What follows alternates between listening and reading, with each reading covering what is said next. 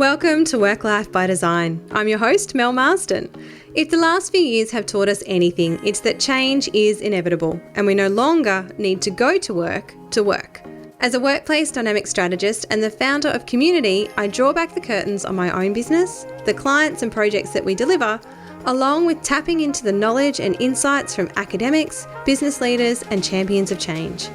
I believe that our environments have the power to positively influence our behaviour and performance, inspiring our human potential. As we approach the midpoint of the year, I would hazard a guess that you're already feeling like the tank is near empty. And you are not alone. Thanks to the events of recent years, such as COVID, lockdowns, floods, new ways of working, just to name a few, what's resulted is a lack of physical and emotional connection, which has been at the expense of our human relationships, our creativity, and our emotional intelligence. A situation that today's guest is all too familiar with. Deanne Boules is the founder of Insync Workplace Solutions and a highly respected people, safety and culture consultant, a coach, a facilitator, and a keynote speaker.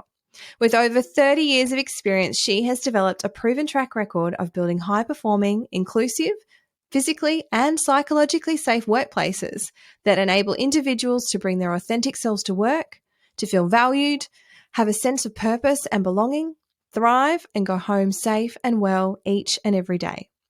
Dee is passionate about supporting organisations to rehumanize their workplaces by putting people back at the core of the business. Having started her career as a police officer with the New South Wales Police Force, she has traversed a number of other roles, which she'll share with you shortly, before founding Insync Workplace Solutions in 2012. A specialist workplace health and safety and HR consulting and training practice, which fulfills her passion for redefining and rehumanizing how human resources, workplace safety, and all things people, safety, and culture related are practiced worldwide. During her career, Dee has experienced firsthand the devastating impact of workplace fatalities and serious injuries attending more than most. Through these experiences, Dee has started to question why people do what they do and why they make the decisions they make. Dee and I could have easily talked about this concept for hours, as fostering community is at the core of humanising our workplaces. We discussed the benefits of taking a human-centred approach in the workplace, some of the barriers and mindset shifts to be overcome, along with simple ways that organisations can start to take the first step.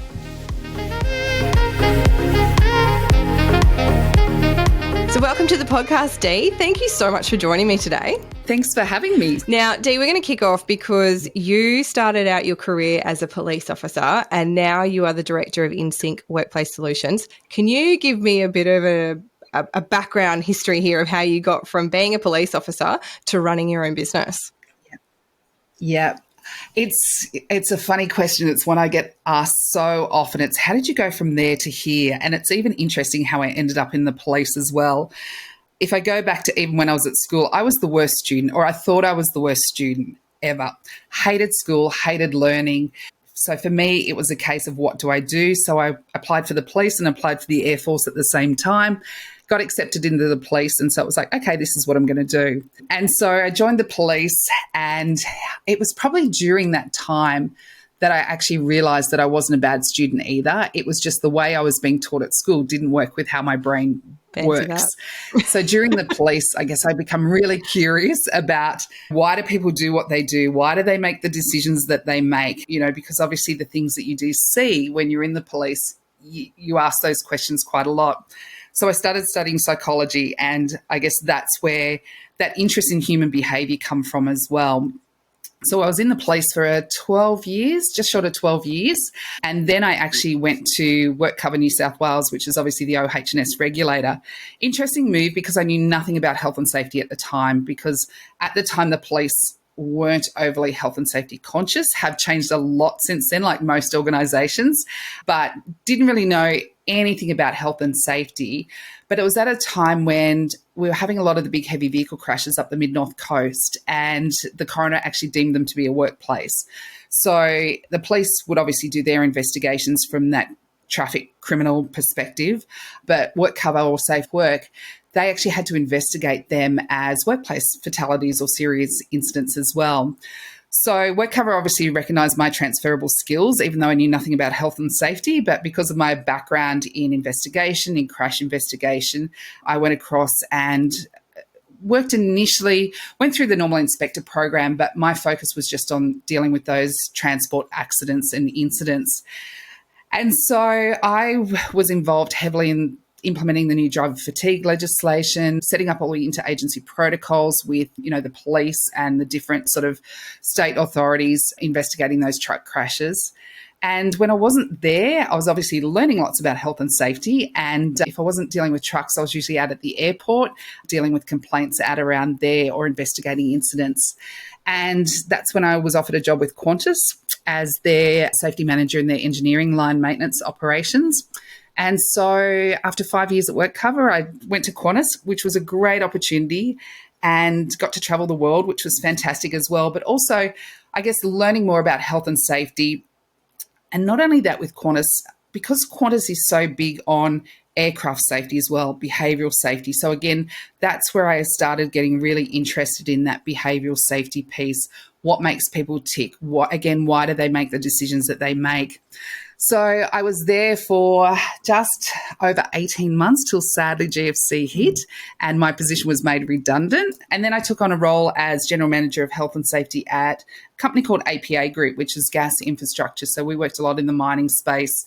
Got to travel to some amazing areas out middle of Western Australia, middle of the Northern Territory, met some amazing people as well. And just, again, I guess understanding that human aspect of what I did as well. So I was there for about 3 years, and then my measure of success has always been they shouldn't need me anymore. If I've done my job right, they shouldn't need me anymore. So I've always had that goal of making myself redundant, really, and then I knew that they didn't need me anymore. So after about just over 3 years at APA, it was time to move on from there. So I started up the business, which was something I'd always wanted to do. And that was 2012. And when I started it up, my husband, who was still in the police at the time, he's just recently retired after 32 years, was absolutely horrified because it was like, what are you going to do? How are you going to do this? How are you going to make money? What are you doing? You're on a really good wage. You know that you're getting paid every month or whatever it is, and you're just going to have this. What are you going to do? And I had recruitment agencies ringing me as well going, what are you doing? So I said to everyone, I'll give it 6 months and see how it goes. If it doesn't work, I'll go and find a real job. And coming up 11 years later, we celebrate 11 years on the 1st of July, still going. And I guess what I love about this business is it just gives me that creative license to actually go out there and make a difference. I'm not hamstrung by corporate red tape or internal politics or anything like that. So my business has evolved so much over the 11 years. If I look back to when I started to where it is now, completely different. But everything I've done along the way has actually got me to where I am today. And I think even when I look back at my career, people kind of say, how did you get from the police to here? Everything's been on transferable skills.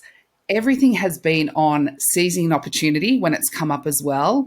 And I always have, Richard Branson's quote, say yes first and then work out how the hell you're going to do it later. I have done that so many times, so much so that I will go, yes, I'll do this. And then it's like, how am I going to do this? I have no idea. But I guess that's what's built the business. That's what's got me to where I am today. And that's really led me down the path of what I'm doing now around rehumanising workplaces as well. Oh, that's so exciting. And congratulations on 11 years in business.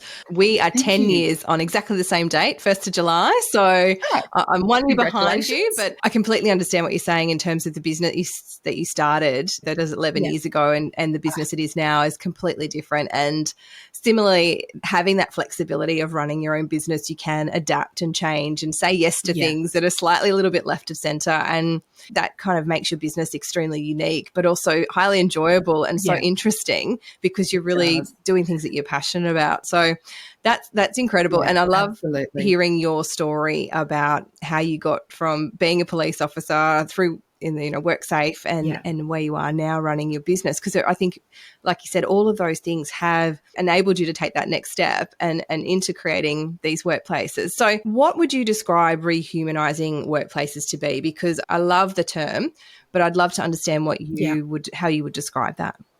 Look, and again, I guess it's just come from like obviously years in the workforce, working with different organizations as well. And one of the things I guess I've seen over the time is that everything was very much driven around, profit. We have to make money. We have to increase productivity, all of these things, which we absolutely do, because if we don't, businesses won't exist anymore. But I think in doing that, we actually lost sight of we're dealing with human beings as well. And COVID for me actually highlighted that as well, because I think, what I saw in that initial period of COVID was suddenly a lot of managers and organizations were having to deal with people with emotions. People just responded to things differently as well. And a lot of people really struggled with that, because even as a team, a couple of people might have taken it in their stride, other people didn't. And a lot of managers and leaders I spoke to couldn't understand that. It kind of then took me back to why I even started studying psychology and neuroscience. It was because back when I was in the police and again in safe work, people would do things and make decisions and react differently. And I wanted to understand why two people could go through exactly the same situation and respond to it completely differently. And it was a bit like that during COVID, because people were responding completely differently. So I guess whilst I'd been kind of doing this work for many years before then, during COVID, it really highlighted to me that we actually really needed to go back to the basics and remember that in a business, our people are our number one priority. They are our biggest and best asset as well. And we needed to actually come back and think about that as well, and realize that we are working with human beings that have emotions, they have feelings, they have things going on in their lives as well. I remember initially when we went into lockdown and people doing Zoom calls, the initial first couple of Zoom calls, everyone was, trying to hide the washing, keep the kids out of the rooms, all of those kind of things as well. And it was this, it's like we nearly wear a mask when we come to work. And suddenly all that got stripped back. And you would see the washing or the ironing hanging in the back of the room. You'd see there was lots of these arm movements as people were coming in. Kids were having meltdowns. Cats and dogs were going everywhere. But it was actually, that's who we are. And so for me, I guess I looked at that and went, we really need, as we sort of go into this, post-COVID world, we can't lose sight of that. And I think we just really need to remember that we are humans, we have feelings, we have emotions, and we have, lives outside of work. And if an organisation can harness that, they'll get the best out of their people as well. Yeah, and I think what I'm seeing too is that level of exhaustion is hitting us a lot earlier in the year. And you and I were just chatting about this before we hit record. And I was at a conference over the weekend, and one of the conversations that we were having, we had a presenter come in. She runs a physio practice, and she said she's seeing people in her practice in March, April, early on in the year, and they've already hit the wall like it's November. We're starting the year out with a really empty tank. Our reserves aren't where they used to be. That puts everybody on edge as well. Like, that makes it harder. You think about it when you're tired and, you just don't have that level of resilience. Things are going to make you snap a lot quicker. You're a lot more fragile. En masse, that's a pretty tentative space for organisations to be navigating. And I presume that that's a little bit about what you're talking about here in terms of creating that human connection back in the workplace.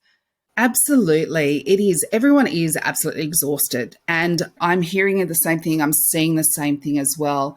We're seeing people have just, I guess, pushed through the last couple of years. Like we were talking about before we started the session today, people weren't taking leave because they couldn't travel, they couldn't go anywhere. And even people who weren't working, who had lost their jobs during COVID, were constantly trying to do things, and they're in that heightened state of, emotional turmoil as well. So for them, it's coming back into the workforce. But for the ones who have stayed and worked throughout the whole period too, not taking any leave, working from home, people were working a lot longer hours as well because they weren't commuting. I used to do it myself. I'd be like, oh, we can't go anywhere, so I might as well just do some more work. So it was nearly sort of that coping mechanism to get us through it, it's actually been detrimental to so many people's health and well-being as well, because they have pushed through. They haven't had those breaks as well. So I'm seeing lots of burnout. I'm seeing lots of frustration. I'm seeing lots of emotions being shown in a workplace as well. And it's even really interesting now what we're seeing with hybrid work environments too, because we've got sort of that mix of people in the office some days and other people at home. There's even that tension now between, something was said in the office and I wasn't there, I've missed something. So it's really, again, causing those heightened emotional responses as well, which is natural because I think people are still in that fight or flight mode too. So people still have that fear behind them. What's happening? What's going to happen? Are we going to have this happen again? So very much around that, I think people just see things differently, perceive things differently as well, and experience things differently. So as we continue to navigate this sort of next 12 to 18 months, it's really important that we create those human connections and I guess understand that people are still coping with things a lot differently as well. And in creating those human connections, and we were talking earlier about managers and old school managers still wanting people to come back into the workplace, what role do you think the workplace still then plays in that? Because obviously there's a bigger conversation at play here as to why do you actually want people to come back, but what role do you see it fulfilling in terms of creating those connections and facilitating people to build those relationships? Yeah. Look, I think it still plays a really important part in building those connections. And as human beings, we're social creatures, even though, it's so funny that you'll talk to people and they'll go, I'm an introvert. People annoy me. I don't need people in my life. I don't need to deal with this. We're actually social creatures, so we do need that social connection. So I nearly see the workplace now as being that community where people come together to have that social connection and interaction. I even think back years ago, I used to work with a boss many, many years ago, and his attitude was, if you're not in the office, you're not working. And I used to always say to him, because in this job, I used to travel a lot, so I'd be away most weeks. And the days when I'd be in the office, I would do absolutely nothing because everyone wanted to talk and catch up because they hadn't seen you for a while. And so I used to say to him, I actually come in and spend 8 hours and do nothing, but because I'm here, you think I'm working. But again, I guess when I think back now, I was getting that social connection. I was having those water cooler talks as well. So again, I think that was such an important part of that. So I nearly see the workplace now as being the place where people come to have that human connection, to have those water cooler conversations. You may not be overly productive when you're at work because you're having those conversations. But again, those conversations play such an important part in what we do as well. So I think for organizations that are trying to just force their people to come back for the sake of having them sitting bums in seats at the desk is not going to work. But if they create that environment where it does become that collaborative environment, it becomes that community as well. People will want to come back into the office for a start because they'll think they're missing out on something if they're not. But it'll also create that creativity. I think we've got a really good opportunity now to break down a lot of silos that we had in organisations pre-COVID as well, and get people sort of mingling amongst other sections, divisions, teams, whatever it is, and really just create that nearly that fun time. Come to work, have some fun when you're at work. I think you're right. I think there's a real big shift that's happening, and I'm seeing it with the clients that I'm working with at the moment as well. And the way the workplace is constructed is completely different to how it was. And, it is a social place. It is a place for connection. Connection doesn't happen sitting at your desk in front of your two screens. It happens in the cafe. It happens in the conference spaces. It happens wherever people are coming together. So our workplaces need to take a completely different shape to enable that. And when we start looking at our workplaces in that way, there aren't little pockets where everyone in their little teams is seated. So those silos do completely dissolve because they're not there to start with. Yeah. So I think it's a really interesting time. It's going to be extremely challenging for a lot of managers who operate in different ways, who don't have that capability set to manage a non-present workforce and to create on an outcomes basis. And I think there's a massive transition that organisational leaders are going through, and I'm seeing that. That's a leadership capability piece that comes with almost every workplace that I'm working through at the moment, because the rules have changed. They're completely different to how they were, but I think it's a great thing. The ones that I'm seeing struggle are those ones that have that mindset of they have to be in, they have to be working. They're failing to recognize the value in if your employees are happy, if they're engaged, if they, that motivation piece comes into it as well, they're going to be more productive too. So I think there is absolutely a huge, big opportunity just to really shake it up, do things completely differently. And, what that looks like, who knows? I think we'll go through many iterations of it over the next sort of, couple of years.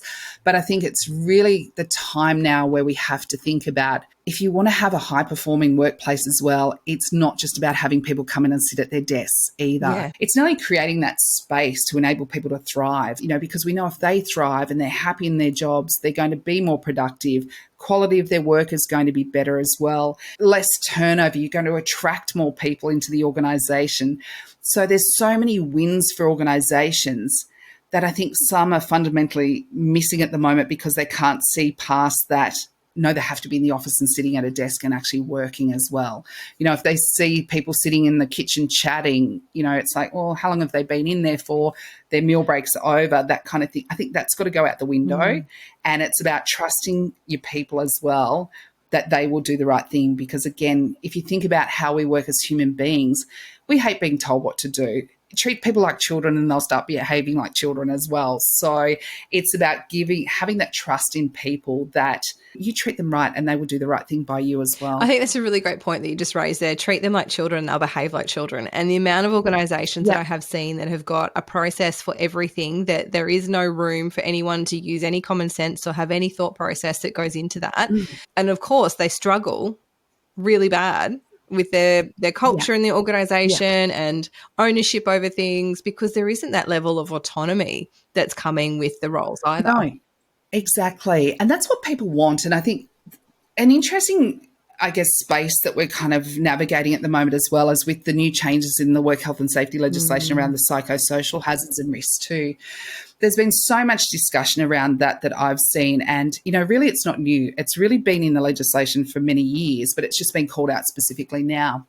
And I look at that too and think it's really, for me, it's an opportunity for organisations to realise that we need to do things differently, because it is so much bigger than just work health and safety as well. When you look at what the requirements are and what they're looking for, it's around that autonomy. It's around being treated fairly.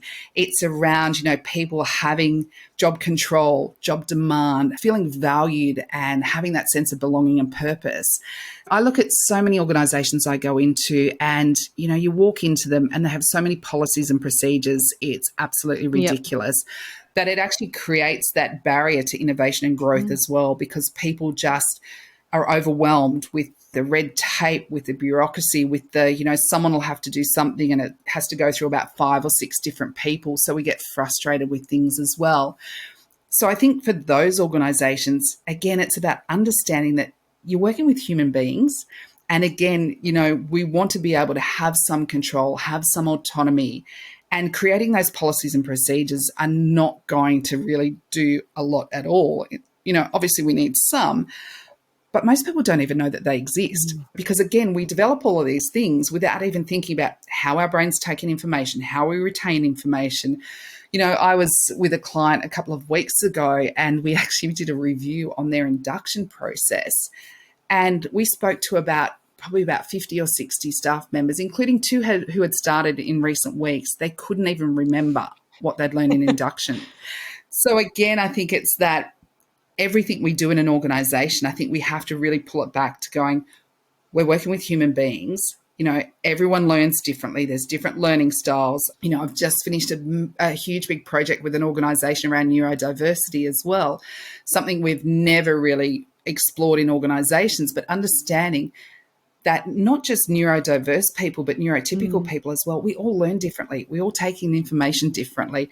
We all, again, are individuals, and an organisation needs to cater for that as well if they want to get the best out of their people. Yeah, and I think that's something that's particularly coming up in workplaces at the moment, and it's something that I've been working on for quite some time, and it's only really kind of dawned on me that it's sitting under that neurodiversity banner, because before I was looking at it as personal work preferences and personalities styles in workplaces. And it was about, creating places where people could work in a noisy environment if they wanted to, or if someone wanted to work in a quiet environment or with low levels of lighting or less sensory kind of stimulation. Yeah. And then, it's only been in recent times that I kind of went, oh, that's actually what neurodiversity is. Like, that's how I can deal with that and support people in those sorts of concepts. And this is where I think that a more modern style of workplace approaches, when we're looking at creating unallocated seating and we can create all of these different environments for people to choose where they work, this is where we have that benefit. When we start talking about it, and people often sort of confuse it with the old school hot desking,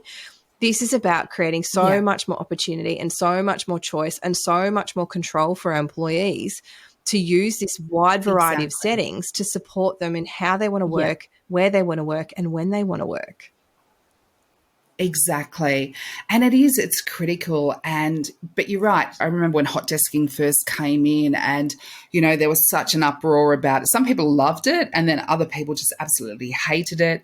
And it was really interesting in the organizations, when someone would say, I don't like it, suddenly they were a troublemaker or they just needed to get over it. And, the comments that were made around that. And then when we went first we went to open plan, then obviously we went to hot desking and activity-based workspaces. I think one of the big pieces we missed when we were actually going through that was that acknowledging that people do work differently and have different requirements. And that's where that neurodiversity piece is really important.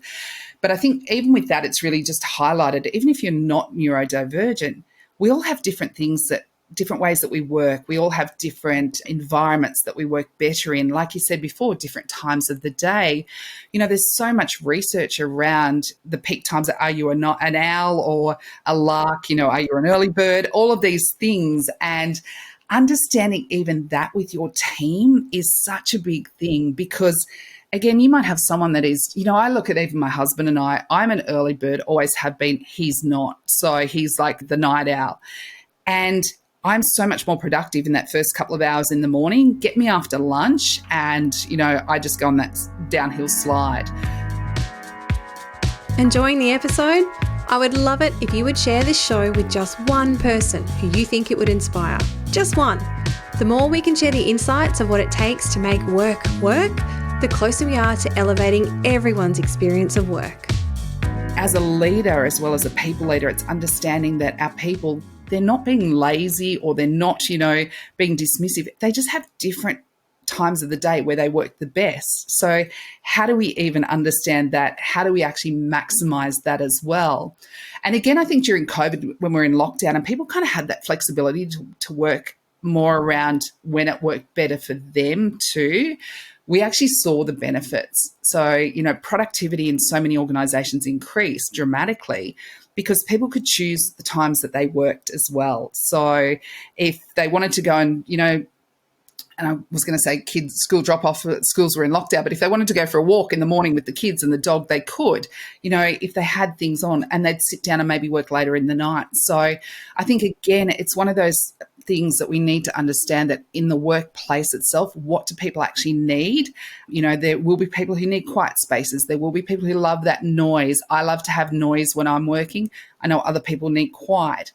It's acknowledging that, setting up the workplace for that as well, but also setting it up that people can work at the times that work better for them, or even scheduling meetings or training sessions at the time that it's going to be most effective for those people as well. Yeah, and I completely agree with you there. I'm an owl, so I work much better at night time. But it's then finding that middle ground where, if you've got a team of early birds and you're the owl, and then maybe there's another one of you, but the majority of people are actually kind of those middle birds.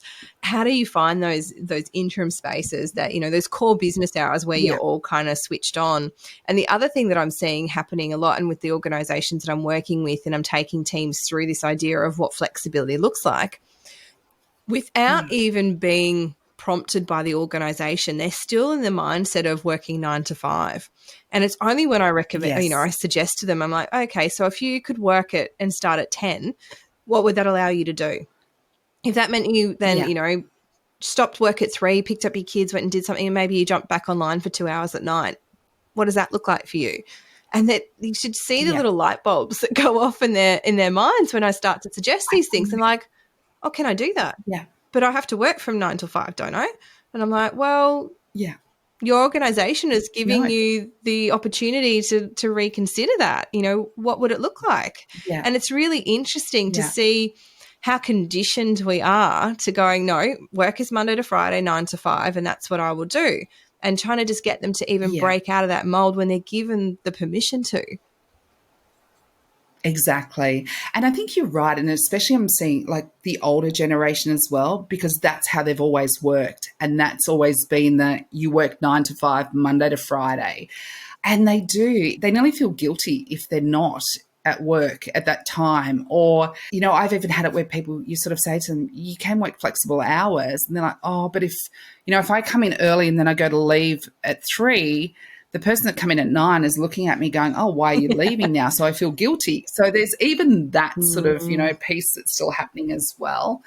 And I think, no business even, or very few businesses even operate 9 to 5 these days as well. It's, nearly 24/7. It's, we're working weekends, all of the different hours. So again, it's a great opportunity to really understand how people work the best. Obviously there's organizations where it's not going to work. If they're, retail stores where it's customer facing or, hospitality, they have to work those hours.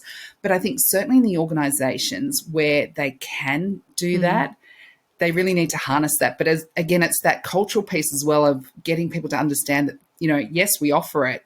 You can actually take it without being frowned upon for doing that as well. I did a strategy session towards the end of last year with an organisation, and they were looking around flexibility as well. And their organisation had, lots of different components. They were actually a council. So they had, people that worked in a library, people that worked in the office, but then they had the swimming pools and the gyms and the daycare centres as well.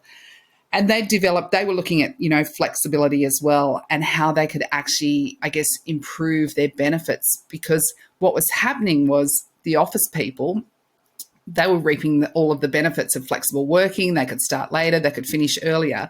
But the people in, say, the childcare or the swimming pools couldn't, because they had to be there and there has to be, between certain times.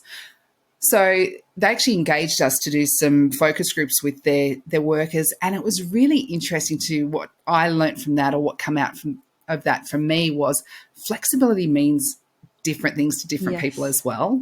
And it's not just about having flexible hours.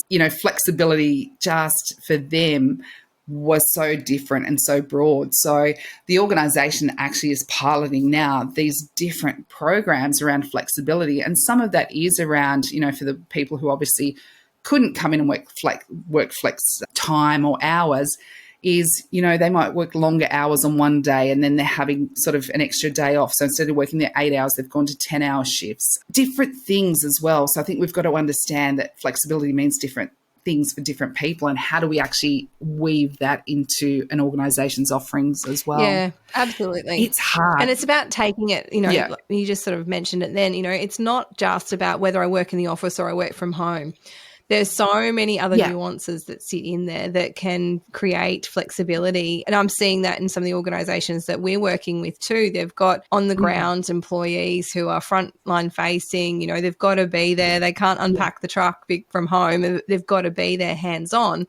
But what are the other opportunities that we can introduce for them? And what are the other things that we can consider to kind of introduce some flexibility into their workplaces? And I suppose that leads me to my final question for you, Dee. How can organisations start to take some action towards rehumanising their workplaces? What are some really simple, tangible, practical things that they can do to start the process? Yeah. I think some really simple, tangible ones to start with is just talk to your people and really get a good understanding of what they feel that they need to support them as well. And, it's nearly like when we were talking beforehand and you were telling me about the conference you were at last week, and someone actually said to, what do you need me to be for you right now? It's nearly the organisations asking that of their people as well. And I think, a lot of organisations rely on surveys as well. They'll do their employee engagement surveys and they come out with lots of things. then they don't usually do anything with it. So, again, those organizations, if they're doing employee engagement surveys, if they do one, make sure they action it as well. Make sure they communicate to their people as well. I think so much of what we do in organizations to rehumanize it or start rehumanizing it comes back to communication. People really want to know what's going on. People want to know what they can do, what's open to them. Are they being listened to? Are they being heard as well? So I think fundamentally it's as simple as going back and just asking their people, what do you need from us to be at your best? And then just communicating to them as well. It doesn't cost a lot of money to communicate. It's something that we should be doing all of the time anyway. But again, it's something that I think we miss so much, or we underestimate the value of that communication as well. And I think that is what people miss, and that's what people want. So they want to understand, they want to know, they want to feel that they can actually express their views and concerns as well. So I know it's not as simplistic as that, and there's lots of complexity in organisations as well. So I'm not sitting here saying this is going to fix every issue in every organisation. But I do fundamentally think so much of it just comes back to that communication and just asking people what they not what they want, what they need to perform at their best. And I think that's where a lot of organizations get a bit scared. Either they don't know how to have those conversations, and you and I were talking about this earlier, is like there's a lot of compliance that we know that we need to conform to, but then where is the gaps that I can have those compassionate, empathetic conversations in there that aren't going to then put my foot, I'm not going to say something that's going to get me into trouble later on, or someone's going to take me to Fair Work after I have that conversation. So there's that element. And the second element is they think that because someone said something, they have to act on it. And then all of a sudden the employees are running the company and they've lost control, and all of a sudden they're just doing everything that their people expect them to do. They are the two things that I hear the most. Absolutely. And I think, and my response to that is people will tell you that they want crazy things sometimes, but it's about, again, it's asking that and then actually looking at it and sitting down going, right, where do we find that middle ground as well? So, and I think sometimes there's certainly some things that we can change and we can sort of implement, and the employees will kind of go, yep, that's great. The company has to make money and the company has to be profitable. Otherwise, people won't have a job to start with. So they don't want to get to a situation where they feel like they're just doing everything just to keep the employees happy. We want to keep the employees happy, but there's that mutual sort of respect and benefit as well. So for the employees too, it's about understanding that, they're not going to get everything that they want. But again, if they can see that they're getting, they're being heard is the main thing. And even if an organisation can't do something for whatever reason, you look at change management programs, and why so many of them fail is, again, goes back to that communication. And a lot of times when I talk to organisations and they'll say, oh, yeah, but it didn't work, or something happened and there was a change in leadership or budget cuts or whatever, but they don't actually go back and tell the employees that. So I think, again, there's that fear of telling employees too much or not sure what they can tell them as well. But again, I think that transparency around, we've actually heard you. We can't actually do that now because of X, Y, Z, but we've heard you. And I think that's what people just really want to, they just want to be heard and want to be understood, I guess, as well. So it's a challenge for any organisation, whether it's a large organisation or smaller ones. I think the larger ones, it's more challenging as well, because obviously there's so many more layers and so many more factors to come into play. But it's ultimately, I think we need to really acknowledge that human element in the workplaces and just find a better way of working with it as well. Yeah, I agree. I think that's a really good piece of advice. Communication is the key. Now, Dee, you are pulling together a pretty awesome conference that's happening later this year. Do you want to tell us a little bit about that for those who want to come and get a bit more of what you guys have got to offer? Yeah, absolutely. The 11th and 12th of September at Luna Park, which is obviously an amazing location in Sydney as well. We're just bringing together thought leaders from across the industry, and the focus is really on that rehumanising workplaces. So obviously, Mel, you're going to be one of our speakers there as well, because what you do is so important, looking at it from that workplace. How do we actually set up a workplace for high performance? But certainly a lot of the things we've had discussions about today, that's the focus, because so many of the things we're hearing from our clients and our community over the past couple of years have been that they're just really struggling with where to next, what do we do? And it is very much about that rehumanizing the workplace. So we're even, we have the amazing Jane Hilston, who, Jane's a marketing person, but she does so much more than just marketing. She actually now has what she does more strategic marketing, where she's looking at how you actually align your values to the organization in the way that it actually is embedded into the culture. It's embedded into the DNA and means something. And what we're seeing is, as well, because the recruitment space has changed so much, everyone's struggling to get staff. People are actually coming to organizations because of their values and because they're aligned with theirs. So Jane's going to be talking about how to really have values that mean something and operationalize them. And, again, I guess it's about attracting the right talent. We've got Jen Bicknell, who's actually an employment lawyer, who's the most lawyerish lawyer you could possibly find. But again, puts things into that practical term, and a bit like we were talking about earlier about people are scared of what to say and how to say things. So, what Jen does is very much around that and teaching people that not to be scared of having those conversations, but having them in the right way as well. We've got so many amazing speakers. Everyone comes from different backgrounds as well, which is what I love too. And just, again, everyone has that sole purpose of how do we build a thriving workplace where everyone can actually bring their whole authentic selves to their work, feel valued, have that sense of purpose, belonging, and thrive, and then go home safe and physically and mentally well each day as well, which is so important. I love it. And I guess, the underlying factor or principle in that is we know that if people thrive, business thrives as well. Absolutely. So very much looking forward to that one. So I will pop some links to that in the show notes. And if anyone wants to reach out and get in touch with you, Dee, where's the best place for them to find you? So you can find me on LinkedIn. So just if you go to LinkedIn, it's just Deanne Boules, Boules, or my website, insyncworkplacesolutions.com.au as well. Fantastic. Thank you. Look, it has been a great conversation. You and I have so many things aligned in the way that we do business. So I've really appreciated having this conversation with you, Dee. So thanks so much for joining me. That's okay. And thank you. I think we could talk for hours. Absolutely. So, lots of exciting conversations to have. Oh, fantastic. Thanks so much.